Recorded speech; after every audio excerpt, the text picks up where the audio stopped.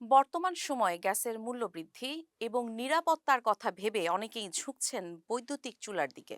বাজারে মূলত ইন্ডাকশন এবং ইনফ্রারেড এই দুই ধরনের কুকটপ সবচেয়ে জনপ্রিয়।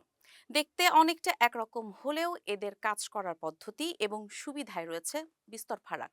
ইন্ডাকশন চুলায় কি সুবিধা রয়েছে? ইন্ডাকশন চুলা চলে চুম্বকীয় তরঙ্গের মাধ্যমে, এটি সরাসরি পাত্রের তলদেশকে উত্তপ্ত করে। চুলা নিজে গরম হয় না বলে হাত পুড়ে যাওয়ার ভয় থাকে না।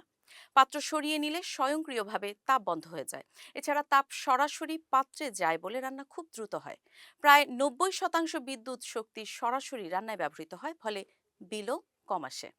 এই ইন্ডাকশন চুলার অসুবিধাও রয়েছে। শুধুমাত্র লোহা বা স্টেইনলেস স্টিলের চুম্বকীয় তলযুক্ত পাত্র ব্যবহার করতে হয়। সাধারণ অ্যালুমিনিয়াম বা মাটির পাত্র এতে চলে না। ইনফ্রারেড চুলার সুবিধা ও অসুবিধা কি? ইনফ্রারেড চুলা তাপ রশ্মির বা হিট রেডিয়েশনের মাধ্যমে কাজ করে। এর ভেতরে থাকা কয়েল লাল হয়ে গরম হয় এবং সেই তাপ হাঁড়িতে ছড়িয়ে দেয়। এতে মাটির হাঁড়ি, অ্যালুমিনিয়াম, স্টিল কিংবা কাচের সব ধরনের পাত্র ব্যবহার করা যায়।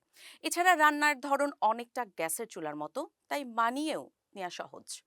তবে এই চুলার ক্ষেত্রে শক্তির অপচয় হয় বেশি, যার কার্যকারিতা প্রায় 65 থেকে 70%। ফলে বিদ্যুৎ বিল বেশি আসে।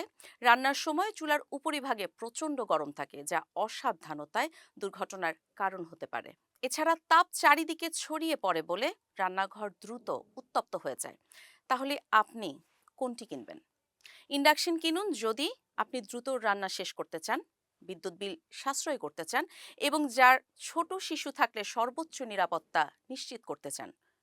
ইন্ডাকশন কিনুন যদি আপনি দ্রুত রান্না শেষ করতে চান, বিদ্যুৎ বিল সাশ্রয় করতে চান এবং ঘরে ছোট শিশু থাকলে সর্বোচ্চ নিরাপত্তা নিশ্চিত করতে চান। এক্ষেত্রে আপনাকে আলাদা সেট, হাঁড়ি, পাতিল কিনে নিতে হবে। অন্যথায় ইনফ্রারেড কিনুন যদি আপনি নতুন করে হাঁড়ি পাতিল কিনতে না চান এবং আপনার বিদ্যমান সব বাসনেই রান্না করতে চান।